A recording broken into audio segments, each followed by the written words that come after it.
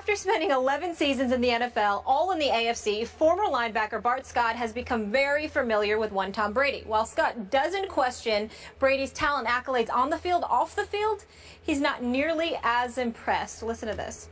There's nothing tough about Tom Brady. The toughest thing about Tom Brady is his chin, because it has the dimple in it, which is a characteristic of most superheroes. Come on, man. Tom Brady don't think he's tough. Giselle doesn't think Tom Brady is tough. Listen, I respect him, but he plays the game differently. No different from the way that Peyton Manning plays it. But listen, it's certain guys, Steve McNair, tough guy. He was a guy that can hang with anybody. Listen, I respect Tom Brady, but when he does that, he looks like a dork. How many times has he missed air high-fivers? He's missed celebrations because it's just awkward. He's a cornball. You seen him dance? He's a cornball. It's fine. He's a cornball that was a 6th-round draft pick that became maybe the best quarterback in the history of football, and he has a hot wife, he has a great life, and he has a bunch of hardware. That's great. But does that not make you a cornball? No. Still a cornball. I'm sure his teammates tells me he's a cornball. It's fine. There's nothing wrong with being a cornball. Skip, can't wait to hear what you have to say about this. Stephen A. Smith, obviously I'm a Tom Brady fan. This was beyond offensive to me because it came off as a gratuitous, uncalled for bunch of low blows and cheap shots. Perhaps born of jealousy or just the frustration of having had your butt kicked by Tom Brady 8 times out of the 11 that you played against him, Bart Scott. I know Bart. We've had him here on the show. Respect his opinions. I don't know if he was just playing to the crowd here or against the crowd, so to speak. I don't know if he was just trying to attract attention. But to suggest Tom Brady isn't tough is just out of bounds. Anybody who plays quarterback in the National Football League, as long as Tom Brady and Peyton Manning have to have some element of toughness. Bart is suggesting that Tom and Peyton have perfected playing the game on a level sort of above football, that they dink and dunk and get rid of the ball quickly. Listen, Tom Brady has taken a whole lot of shots in his career, and he's got right back up, and even though you have accused him of tap dancing like the late, great Gregory Hines, he just keeps on keeping on. I have never, in all my years of watching pro football, seen a more competitive player than Tom Brady is competitive. The closest thing to Michael Jordan in today's National Football League, not NBA, but NFL, is this guy, Tom Brady. You can call him a dork, you can call him a cornball. He's a different kind of dude. We saw the video of him kissing Bob Kraft on the cheek the other day, and several friends of Tom Brady's have told me that, believe it or not, when he hasn't seen them for a while and he greets them, he'll kiss them on the cheek. Does that mean he's not a tough guy? You're going to question his manhood because he's just a different kind of guy?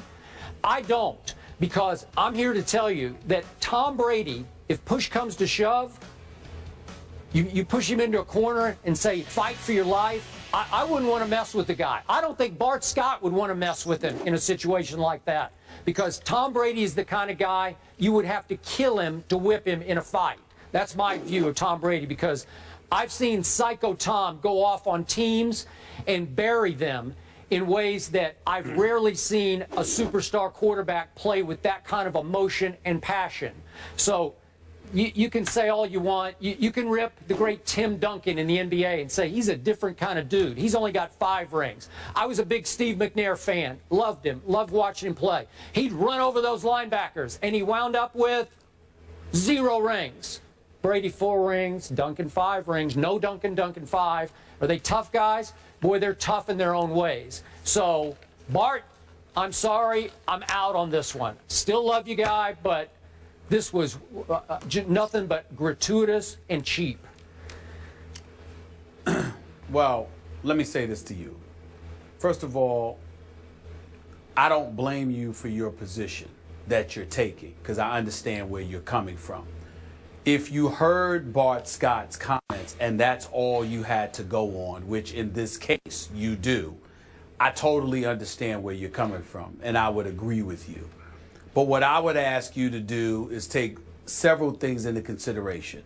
number one, who we're talking about here, and what the history is as it pertains to the Ravens, which Bart Scott played for before he went to the Jets, along with Tom Brady and all that it encompasses. Skip Bayless, nobody's going to question the toughness of Tom Brady. In reality, the man is a champion 4 times over, one of the greatest quarterbacks we've ever seen, arguably the greatest quarterback of this generation. You know, in terms of his resume, it's just impeccable. He has the most impeccable resume in the modern day era of any quarterback playing. That is just a fact. It is just that simple.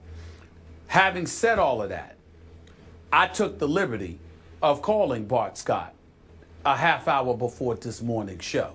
Because when I heard the tape, I'm like, what the hell is wrong with you? Why would you say something like that? And he pointed out he was on a radio show. He was playing around because the host and callers were calling in to get on him about Tom Brady.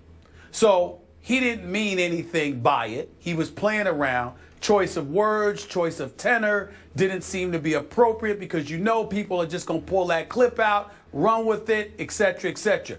He's in a hot seat right now because he's on network television. He's doing his show, and he's got to be more cognizant of how his words can be taken and how they can be attributed to him in a far more egregious way than he had meant. So we all get that.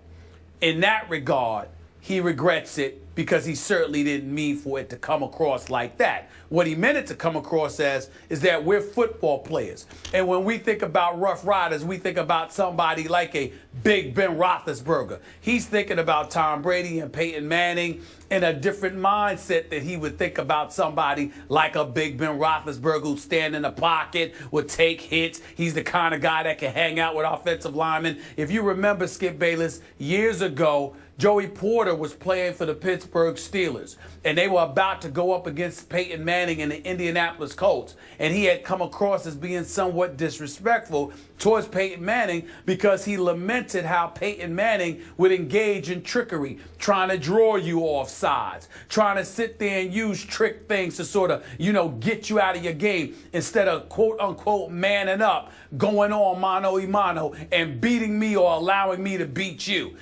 When you got Rough Riders as football players, sometimes they lament that. They get upset by stuff like that, getting beat because somebody tricked them as opposed to just manning up and going up against them and taking them down. So a guy like Bart Scott has that kind of mindset. Just like the Ray Lewises and the Ed Reeds and all of these guys of the world have that mindset. Because when they went up against the Patriots, a lot more often than not, they felt like, well, listen, let's go at them. Nobody's scared of them. Everybody talking about them like they're the Golden Boys, etc., etc. And when you got a testosterone-filled game like the game of football, sometimes that kind of language is going to be used. It doesn't mean that you don't respect their resume, you don't respect their accomplishments, you don't respect their greatness. What you're saying is, don't come to me with the toughness compared to us. And whether he's right or wrong, that's the only context he meant it in. And I think that if you talk to him personally, anybody who would talk to him personally would understand the context in which he meant it. But since you didn't, and all you have to go on is the tape, I can't blame you for taking that position. Okay, quick points of order. I dare you to go find me a quarterback who's closer to his offensive line than Tom Brady is hanging out with his offensive linemen. They love this guy. Yep. They hang with this guy. I dare you to go find a quarterback who is considered more one of the locker room guys than Tom Brady is with the Patriots. That they want to ride with Tom Brady. I realize they don't want him to run over linebackers like McNair did. I give you that. He doesn't play that kind of football. But again, there are different definitions of toughness, and mine is broad enough. Yeah, it's broad enough that Tom Brady qualifies as a tough guy to me. Maybe not the same way Ray and Bart do, but go ahead. Right. But what I'm saying to you is get away from that, because In reality, nobody's questioning that. Because why should Tom Brady go out there and be a fool and try to run over dudes when he doesn't have the physicality to pull that off? Okay. That would just be dumb. We know that. Yep. So and in their heart of hearts, they know that. But we can't sit here and knock guys for expressing themselves in certain kind of ways about Tom Brady, when you and I both have sat here on many occasions and have debated the issue of people league-wide being jealous of him. Not only is he a great Super Bowl champion, he's had the benefit of playing for a great coach his entire career, a great organization his entire career. And then on top of it all, you know, he's got the supermodel wife, and now his wardrobe has been upgraded where he just looks sharp. I mean, I cannot tell you, I had so many women texting me. I'm sitting there like, what happened to Tom Brady? They said, did you see Tom Brady? I'm like, what the hell are you talking about? What happened? What happened? Well, you get hit by a car or something? They're like, no. Did you see him walking into the courthouse with that blue suit on? Good Lord. Oh, my God. This is what they were saying to me. I mean, this is how they were acting. So everywhere you go, everybody loves and praises and just worships at the altar of Tom Brady. You're going to have football players that are going to have an attitude over that. Okay. But it's nothing more than that, so let's not make it more than that. Okay, I still, even though Bart is telling you that a lot of that was said in sarcasm in response to the callers, I still believe there's truth among the sarcasm, that between the lines, he's still speaking his heart.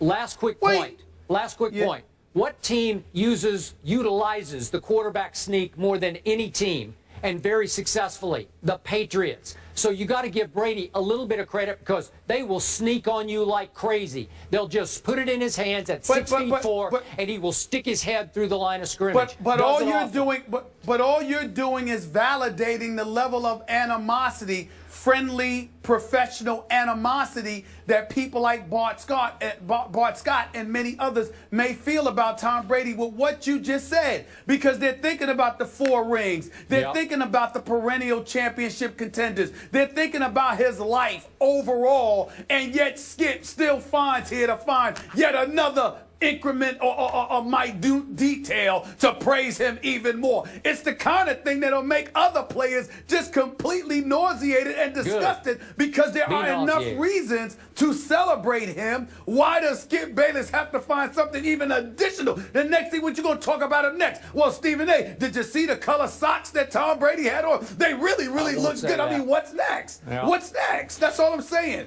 So that would annoy players sometimes. That's what you got to understand. Bart Scott is 3-8 versus Brady in his career, and I have issue with one thing. Please don't speak for Giselle, how she feels about her man. I didn't like that, or referring to her as hot. You can say beautiful, but I think it's a little disrespectful when it's somebody's wife. It was an overtime thriller in the Steel City last night, but Pittsburgh came up on the short end of the stick. Why couldn't they pull it off? Ryan Clark will join us, former Steeler, and we'll get into that wild one last night.